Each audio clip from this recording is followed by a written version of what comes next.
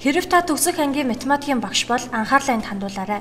Сурагчдаасаа авсан шалгалтыг хормын төдөд автоматар шалгуулж, алдаа оноо, гүйцэтгэлийн хувь, өнгөрсөн онуудын эсэлтийн ерөнхий шалгалтын харьцуулалт, дүнгийн анализ хийх зэрэг боломжийг 8x100 цахим систем танд олгоно.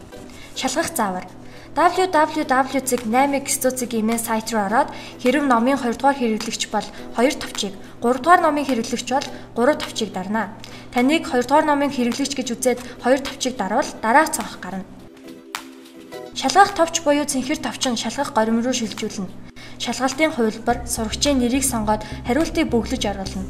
Бодох товчийг дарснаар шар өнгөөр зөв ботсон бодлогод, улаан өнгөөр алдаатай ботсон бодлогод харагдах бөгөөд ард, гүйцэтгэлийн хувь, өнгөрсөн оны эсэлтийн ерөнхий шалгалтын үзүүлэлтээр хэдэн оноо авч болох байсан нь харагдана. Энэ мэтчилэн дараагийн сурагчдыг оруулаад явна. Ер нь нэг сурагчийн дунджаар 30 секунд оруулна гэж тооцвол ердөө 15 минутын дотор 30 сурагчийг хялбархан шалгаж болно. Бас нэг давуу тал нь интернет орсон айлч газар интернет ордог ямар ч төхөөрөмжийг ашиглаж болно. Ажил гэргээд хаанч компьютер, утас, таблет гэд юугаар ч шалгаж чадна. Бүх сурагчдынхаа дүнг оруулж дуусны дараа статистик мэдээлэл буюу дүнгийн анализ хийх хуудсыг ашиглах хэрэгтэй. Статистик буюу улаан товчийг дараад анги, шалгалтын хувилбараа сонгоод харах товчийг дарна. Хүснэгтийг нэрээр эсвэл оноогоор эрэмбэлж болно.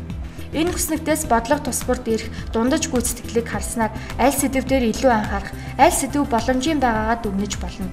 Энэ хүснэгтээ хэвлэж авах боломжтой юм. Таны бүртгэл хадгалагдаад үлдчих учраас дараа нь хэвлэж болно.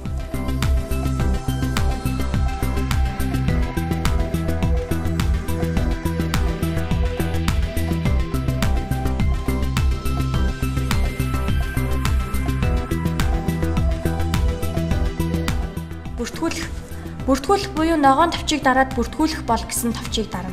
Овог, нэр, сургууль, заадаг ангиудаа оруулна. Сурагч эсэх гэсний араас багш гэдгийг заавал сонгох ёстой. Ингээд мэйл хаягаа 2 удаа, нууц үгээ 2 удаа оруулна. Мэйл хаяг үнэн зөв байх хэрэгтэйг анхаарна.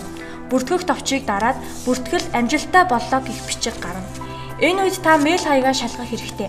Таны мэйлээр info гэх гарчигтай зохион очсон байх болно. Хэрэв inbox-д ирээгүй байвал спамаа шалгах хэрэгтэй. Ингээд үргэлжлүүлэх товчийг дарна. Бүртгэл амжилттай болсон бөгөөд мэйл хаяг нууц үгээ оруулаад нэвтэрч орно.